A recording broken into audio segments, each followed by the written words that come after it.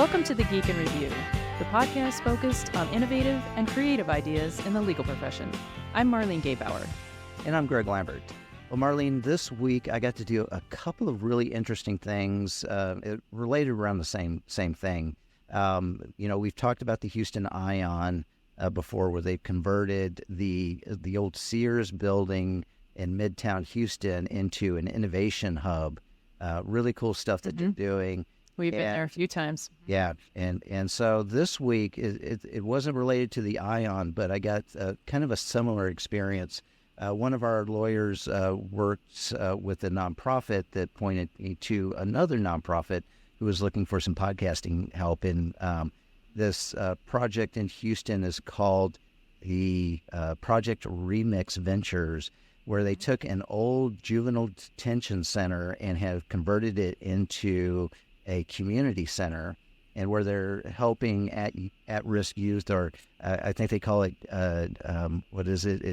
justice-involved youth is the phrase that they're using for kids that have been in the justice system, and giving them educational opportunities, both with working on their GEDs and with learning a life skill, more of an entrepreneurial type focus. And so I've been working with a woman down there, Diana Rodriguez, who's been outstanding. And actually this morning we both went to the Ion because I wanted to show her kind of the parallels of taking something that was for one purpose and then reinventing it for another. So, Diana, thanks for hanging out with me this morning, and I'm sure we'll be doing a lot more projects together.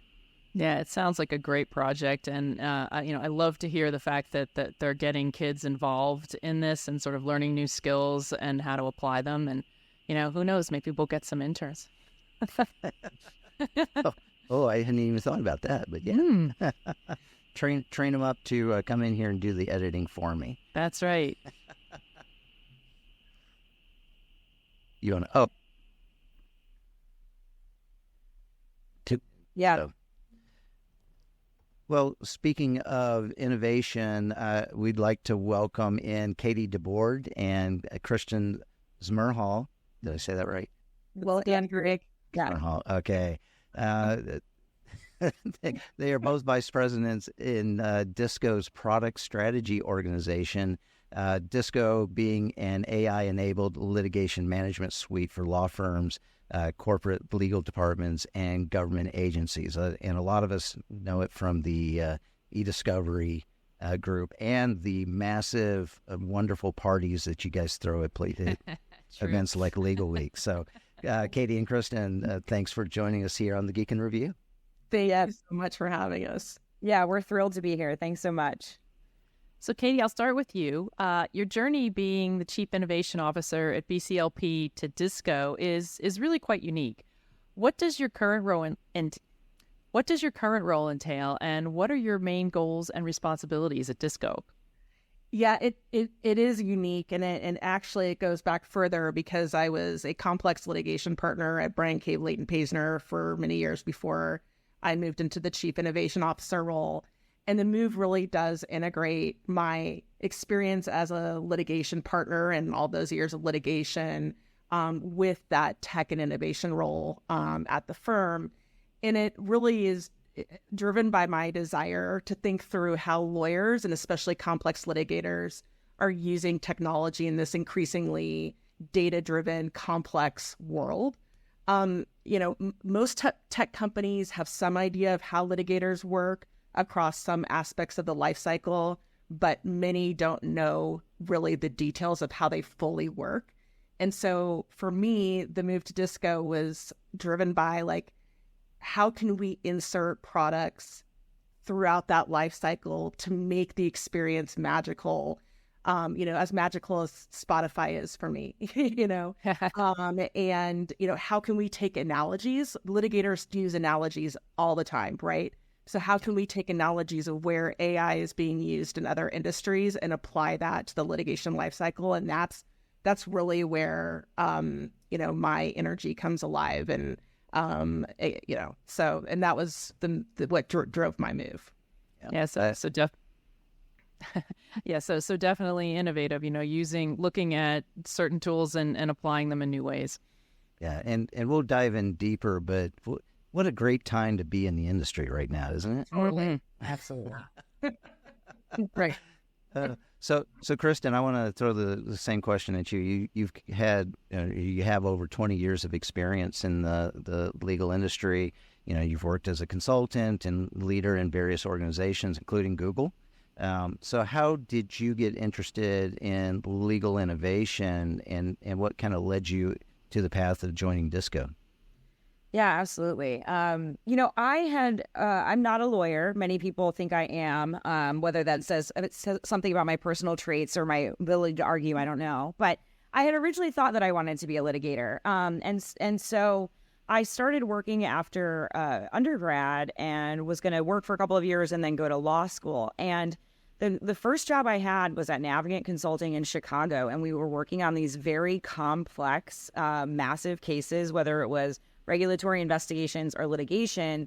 And I kind of looked around the room where we had set up 200 contract attorneys and had first, second year associates sort of working all night with us on these cases and said, I don't think I want to be a lawyer anymore. But what I loved was solving the really hard problems with technology. And so that's, spun off my career to just stick on the technology side of the law. As a consultant. Then when I was a consultant, Google became my client and recognized that there was a better way to do their internal sort of e-discovery program. So we started that back in about 2010, and I did that for a number of years. I was actually trying to get out of e-discovery after about 15 years, but I think once you're in, you can never get out. It's like the mob. It really is. And then, and everybody knows everybody, right? Yeah. But Kiwi, our CEO and founder and the team came and pitched to Google, actually, the Disco product. And while I was listening to their pitch, I was really inspired by what they were trying to build. And so rather than just buying the product, I came to work with them. So I've been at Disco for about 5 years, building out, our corporate litigation suite with a heavy focus in, what we've done in e-discovery and AI. Well, I don't think you missed out by not going to law school. I'm pretty happy with where I ended, and I get to work with and for lawyers every day. and you didn't have to pay off the student loans. That's right. Well, funny you say that, because that's the joke I always make, because I did end up going to get my MBA at Berkeley. So I made a... Well, there goes that. Never mind. So, Katie, you mentioned that you were a practicing attorney. You didn't mention that you have worked with the CIA, so we need to hear about that. Oh, yeah. No, I mean, just the nut of it was I worked on the analyst side and, on that side. And there's analogies and parallels here, which is why I'm talking about it. But on that side, you're streaming through massive amounts of information and data coming from lots of different sources, whether they're top secret human intelligence sources or signals intelligence or publicly available information. And you're trying on a daily basis to condense all of that so that you can see the wheat through the chaff and see what's happening and tell the policymakers and the president, right, hey, we think this is about to happen based on these facts. And so that's what I did for 5 years at the CIA, and I think it actually really primed me for law. Yeah, it's like I was thinking, oh, is it really like Jack Ryan? Is that what the analysts do? Like they go special ops? Can you not imagine a bunch of people in short sleeve dress shirts and pocket protectors? They literally have pocket protectors. It's like a think tank, they're the most amazing people in the world. I love them. So having this background, right? How did you, what lessons did you sort of take along the way, and how have you kind of applied that and to legal innovation and developed, that expertise and the passion around that? Yeah, I mean, I think the first and foremost is to always work with really smart people. and I've done that my entire life. I've been very blessed in that regard, to find the smart people and work with them. And then the second element of it is sort of what I said before. The world is three-dimensional. Problems are three-dimensional. There's a lot of different factors influencing the problem, right? There's a lot of different players at play. There's human dynamics at play. And, the better that you can see that three-dimensional problem and tackle it in a three-dimensional way, the more effective you're going to be. And in my view, tech helps us see problems more three-dimensionally. It helps us see where gaps exist in information, where we know we should have information, but we don't have it, or where we see human dynamics change. Kristin and I are emailing each other every day, and then something happens and we stop emailing each other.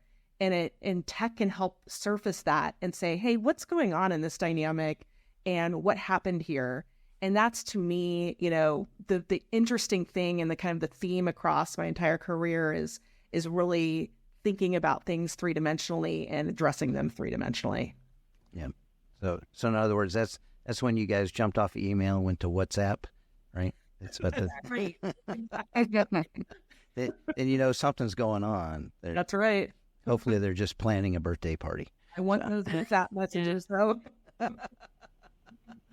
And for the listeners that want to hear a little bit more about Katie's experience with the CIA, Steve Poor has a great interview that you did a few months ago with that. So I highly recommend listening to that, because I think he dives a little deeper into that issue. So, and of course, Steve always does a great job. Yeah, he's great. Kristin, I wanted to ask you, I'm sure that most of our listeners have heard of disco, but I want to kind of get a high level introduction for those who may not know what your kind of mission and vision is there. What is the vision and mission of disco, and what are some of the key products that disco offers to the clients? Yeah, thanks for asking. We are mostly known for our e-discovery offering that's been around for about a decade now. But our goal is to build a great technology for lawyers to help them find evidence faster. And so our product and services now span the entire litigation lifecycle, from the initial intake of a complaint or a request. Some of our clients actually, we host these law enforcement portals for law enforcement to seek emergency information in the event of an accident or an issue, to litigation hold management, witness management across the whole case.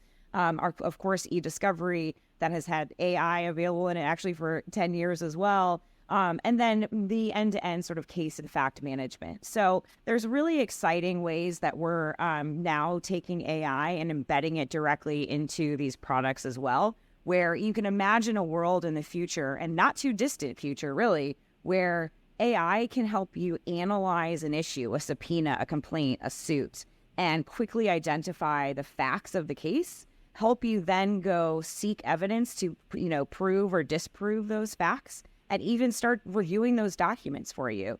So at the end of the day, our core mission is always about finding evidence, supporting justice. And we're now able to use all of these products and services to support that.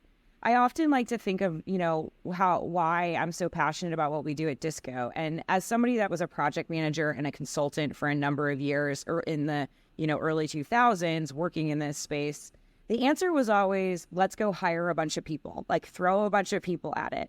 And I love the cliche as much as it is of work smarter, not harder. And so anytime that we can look around the room at the way people are working and find ways that technology can make it faster, make it higher quality and less costly, that's what we aim to do. And so the world of where we were hiring 200 contract attorneys in temporary space just to get a document review done, we've already changed the game there, where we can do that with far fewer people. And generative AI is just going to ensure far fewer people and a higher quality output. That's the only way that we can operate these days. I mean, as Katie alluded to, data is growing, the issues are more complex, the way in which people are communicating is nuanced, and so you need this technology to sort of keep pace of it.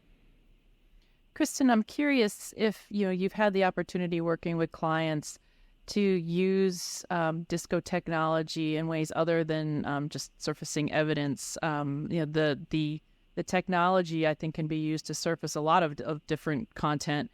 And so I'm wondering if, this is, if you've had the experience of using DISCO in a way that maybe had not been originally envisioned. We actually have a number of clients, because the eDiscovery database was built to be highly scalable with Google fast, search speeds. We have a lot of clients that end up using this as a repository and for compliance issues, for employment issues, any sort of investigations, absolutely. And then we also, we also have the capability to upload basically depositions, the videos, the transcripts, and annotate and collaborate on both the video and the testimony. That becomes really, really important. We've had clients who come to us say, we never would have looked at this video before because the technology that they had was sort of antiquated or hard to use or, crashed. Find evidence that they didn't know existed, and they probably wouldn't have had it not been for modern technology. So those are sort of the best client calls that we get to go on, where they tell us that our technology helped them find something that they never would have known before. Mm-hmm. And I think about I mentioned we're sort of the connectivity. So for a corporate legal department, we're already doing interesting things like being able to connect directly into Slack and Google and Microsoft and the way people are communicating more modernly. You can imagine a world where your compliance department or your investigations department, security department now has more heads up or monitoring capabilities into what's going on and can reduce risk in the future with modern technology. Yeah, so you're actually changing like the workflow and the work methodology in that manner. Absolutely. We had Kirk Meltzer on a few weeks ago talking about legal technology companies and their efforts to give back to the community and to the public. You have a few missions as part of your community service efforts, DISCO Cares and DISCO Pro Bono. Do you mind telling us a bit about those programs? Yeah, with DISCO Cares, this has been around almost since the inception of the organization. And our original headquarters was in Houston, and I believe it was during one of the hurricanes where a lot of our colleagues and their families were impacted. And so the DISCO team just naturally and organically started helping people by whatever they could do. If they had boats that they could help transport people or, rescuing them. And so that became that was just core to who we are without having it under this official umbrella of DISCO Cares. But recognize that the people that we bring into this organization, while they're very intelligent, are also quite passionate about their own communities. And so we do events in almost every location, wherever we have an employee, whether it's in our headquarters in Austin or New York, or field reps that are spread out all over the world, have the capability to tap into DISCO Cares to give back to their local community through, a number of different missions. One of our other things is we love to partner with our law firm clients as well to put on those types of events. Yeah, and so because DISCO is so passionate about our, seeking justice and making justice available for everybody, we do support pro bono matters by providing the technology at no cost, mostly through our law firm partners. And we'll offer services on top of that for those small matters that, again, another opportunity to give back and giving our technology away for free for these types of this type of work is fulfilling. Yeah, I know there may be some confidentiality around some of that, but Katie, do you have some examples, both with the DISCO Pro Bono, where you've kind of set it up to use it in a unique way for pro bono clients, but I'd like to learn, some examples of how you've leveraged the product to, help the clients achieve better outcomes and efficiency when it comes to handling their legal matters. Yeah, Kristin's going to be able to give you the examples on the pro bono front, but I mean, generally speaking, in terms of leveraging Disco generally, whether it's pro bono or for a high stakes litigation matter, I think the thing that people love about Disco is that it's actually fun and easy and intuitive to use, which is not necessarily the case with most technology. And it's easy to use for the lawyers, right? I really advocate for lawyer first technology, meaning technology that the lawyers will actually interact with and use as opposed to support teams, right? It's great when support teams use the technology, but when the lawyers aren't using it, they aren't extracting the full value of what the technology can bring to them from a strategic perspective, from, a client results perspective, in my view. That was a very polite way of saying it's so easy a lawyer can use it. So. That's right. And it's fun, right? I mean, that's the other thing is like we interact with technology that's fun to interact with. Like I love, Spotify because it's fun and it finds music that I like that I wouldn't have found otherwise, right? And that's a really cliche example, but it's true. And the reason why it's so lawyer friendly is that we have lawyers on our development teams, right? We have lawyer leadership. We understand that our end user has, a lawyer brain and, lawyer desires and, lawyer competencies. And, we build for that and we design for that. And that's how I think all legal tech should be. Yeah. And I'm curious about how you leverage AI to enhance your products and services.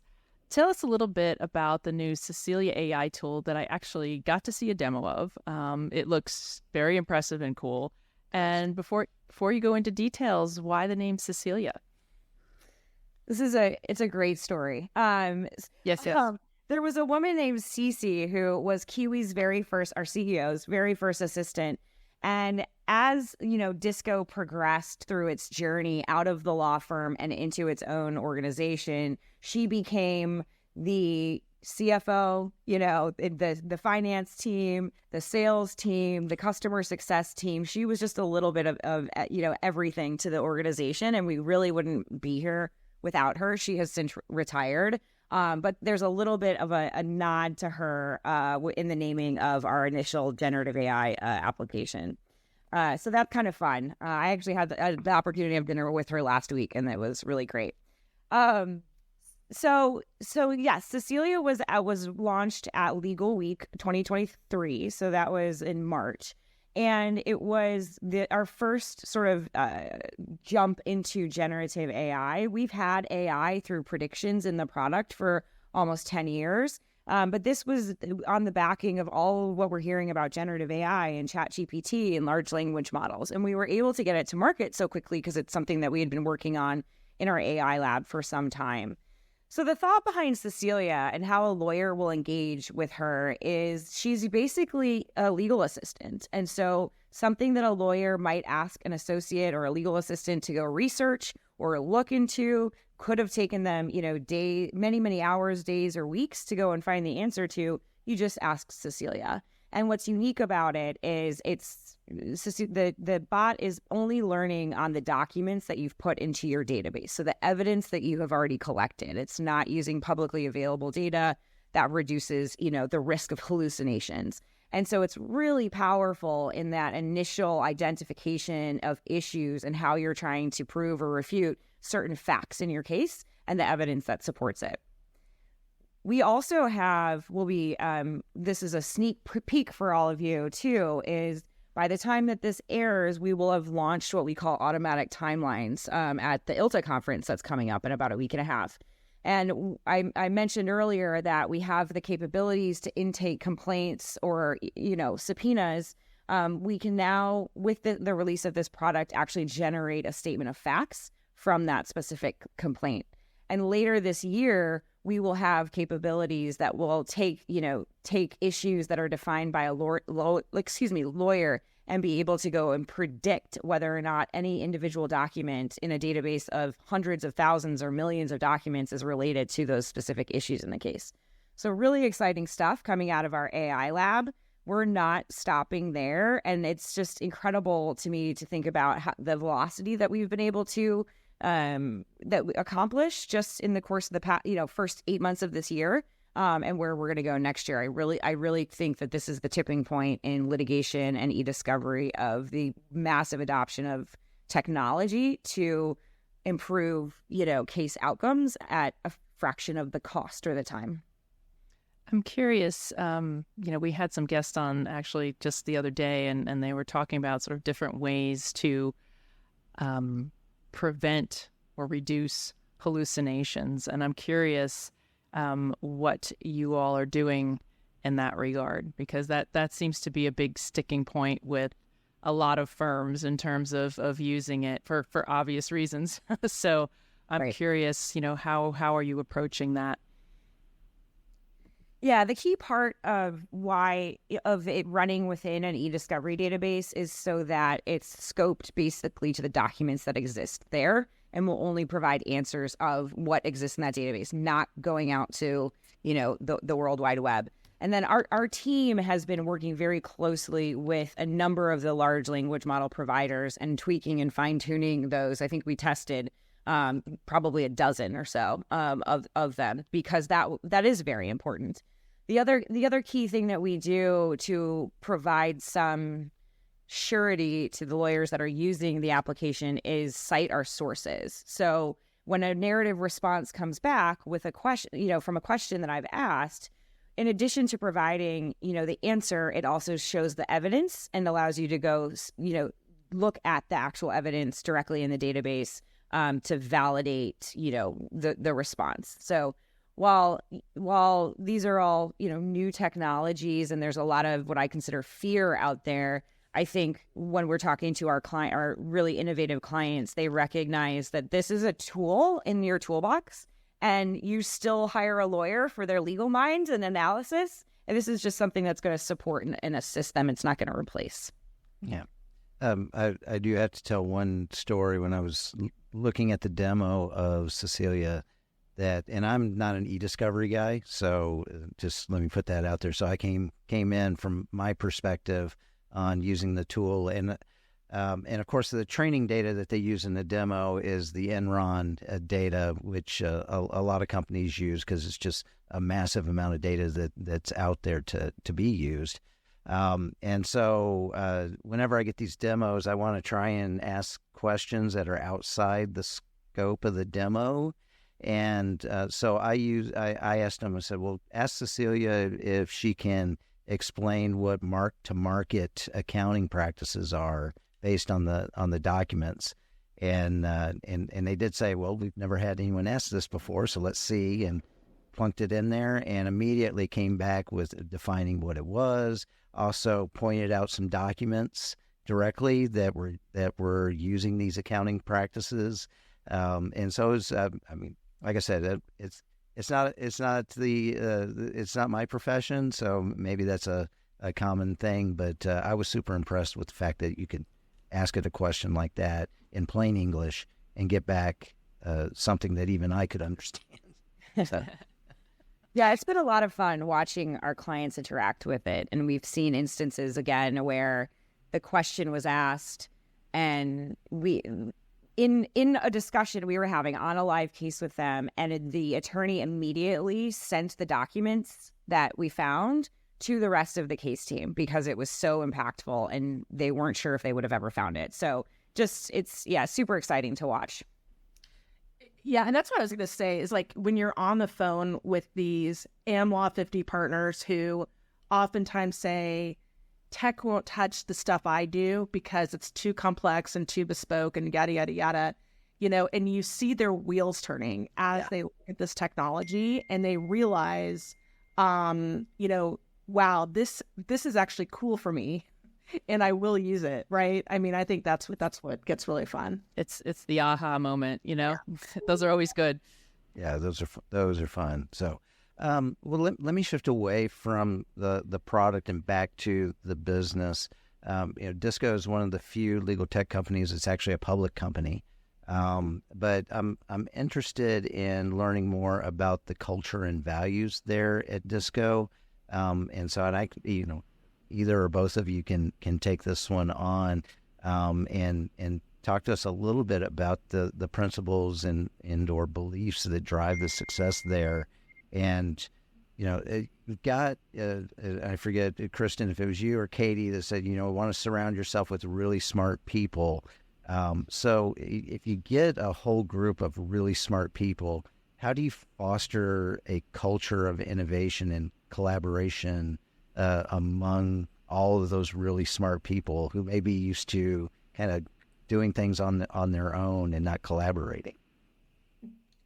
I mean, I can talk about sort of my observations a year in with Disco, and it really is that culture of innovation that made me, want to go to a tech company, and in particular Disco, where innovation is, kind of the core driver of revenue and value and all of that kind of thing. And what I've experienced is the speed, right?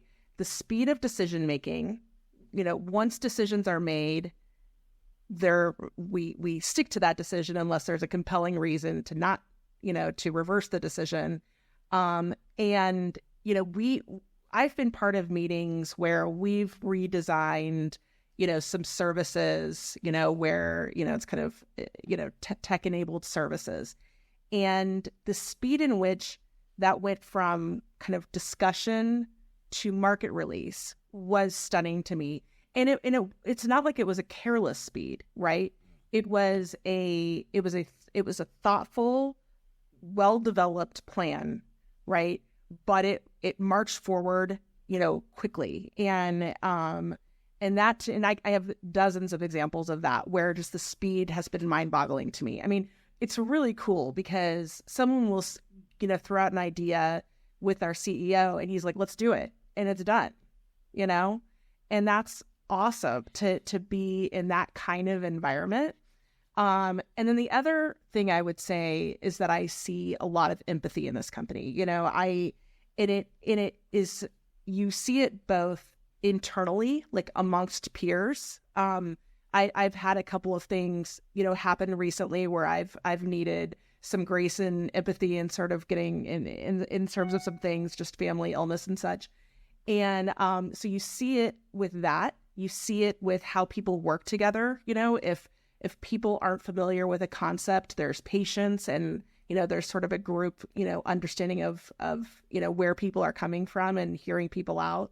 And then you see it on the customer facing side, where we are truly empathic to what our end users are going through and dealing with, the risks that they're undertaking as lawyers, and really designing with empathy. And so I think, to me, those are sort of the two major things that I've seen in Disco that have been really fun and awesome to experience. Yeah, I love that culture of sort of rapid experimentation. We fail fast. So it's okay to try something and it doesn't work out. You just stop doing that and you pivot. And that is really in our culture. It's like, let's do rapid experimentation. If we experiment and it is, amazing, we'll put additional resources at it. If it's not, we just cut it. But let's make decisions quickly and figure out what works.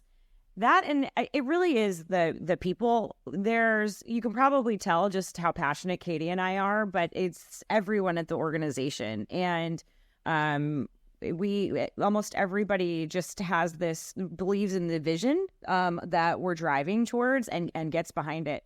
I have to share one of my favorite stories of Disco because it's just, we invest a lot in the people that we bring on, especially early in their careers. And we were at a big Disco dinner and at a restaurant in Austin. And there was a lot of us and we were ordering a lot of wine and a lot of food. And this waiter that we had was just incredible, like incredibly personable, really nice. So we started talking to him. Well, long story longer, I said, if you're ever looking for a job, send me your resume. We're always hiring, junior people. And not only did he send me his resume the next day, I introduced him to one of our sales managers that has a number of sort of early career sales representatives. We hired him, and he just got promoted into a higher level account executive role. And it was this is just like one of many examples where you see people that are going to progress and make their career at Disco because we care and we treat it like a big family, and we really want to bring everybody up alongside us. It's not competitive, it's collaborative. And I do think the fact that it's a public company, there is also sort of a deeper sense of ownership, of personal ownership, and I think that it creates a whole other layer of dynamic there. Yeah. Katie, you mind diving into that one a little bit more? But on how do people that work at Disco feel like there's a personal ownership in it? Well, everybody at Disco has some sort of stock benefit as part of their employment agreement.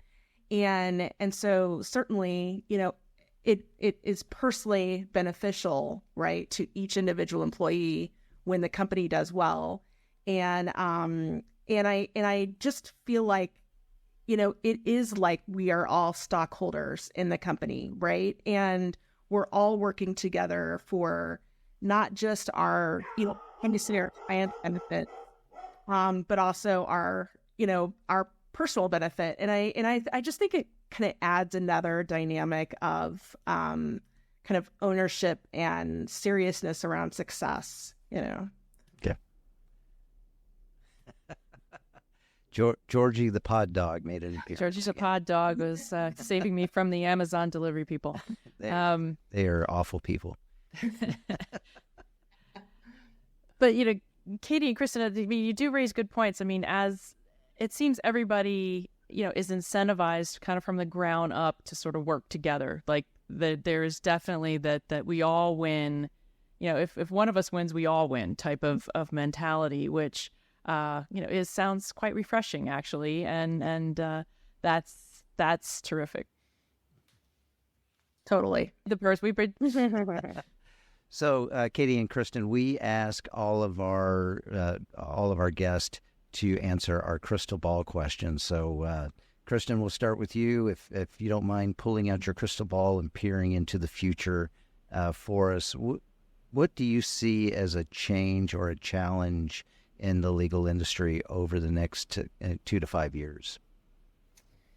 Yeah, I think where the challenge is going to be around the use and regulations on some of these generative AI capabilities, but I think that's also the opportunity. I am very bullish that in the next 2 to 5 years, the whole concept of e-discovery is completely changed because of the application of this technology. And it feels different this time. When I would go to the Legal Tech Conference 15 years ago, people were talking about predictive coding and tagging and all of this. And I still, even with large technology companies, that they are skeptical to adopt AI. I think this is the time. And so it's the opportunity for us to look back in 5 years from now and think about how we used to handle, complex, massive litigation or investigations in a much more sort of manual way than what we'll be able to do.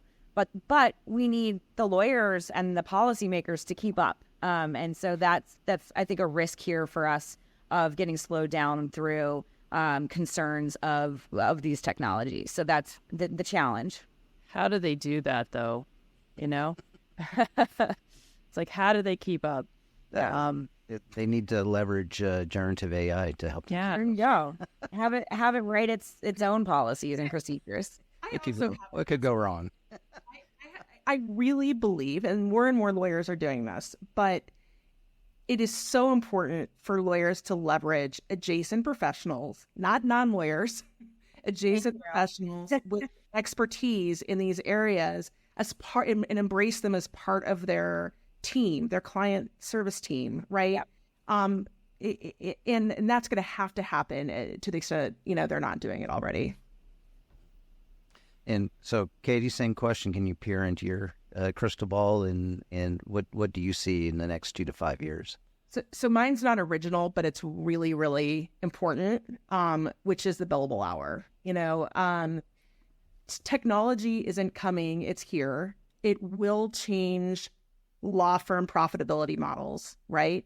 And my personal opinion is it'll drive more and more flat fee, engagements, or alternative fee arrangements at the very least.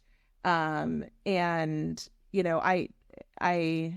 I was going to make a prediction, we have really good, best of in class law firms like Bartlett Beck, who went away from the billable hour model, decades ago. And so we have precedent for this. We can do it. It's just an industry thing that probably needs to happen in light of the technology's increasing role in legal service delivery. I actually had another question, and we can keep it in or not keep it in. But I wanted to go back to the, everybody's incentivized. What takeaways or lessons can law firms, have from that? Because, I don't think most firms are sort of, they're private and they're not set up that way. So what lessons can they take away or apply? It's a really good question. I think one takeaway or lesson is the importance of investment back into the business, right? Instead of just cashing out at the end of the year and starting all over again. And when I say investment in the business, I mean not only, tech and infrastructure investment, right? But also investment in training, investment, again, in people with different types of skill sets that are adjacent to the lawyers, and really investing in how is client service delivery changing today? How will it change in 3 years? And really thinking about how law firms need to position themselves to meet that goal. If people feel invested in, right, from every level and across every discipline, including quote unquote non-lawyer disciplines. I hate that term, but I'll use it here. Then people will operate together as a team. And I've seen that, right? I've seen law firms do it well, and it's absolutely possible, but it does take top-down leadership and really concerted decision-making and tough decision-making. It's hard to reserve dollars at a law firm. True.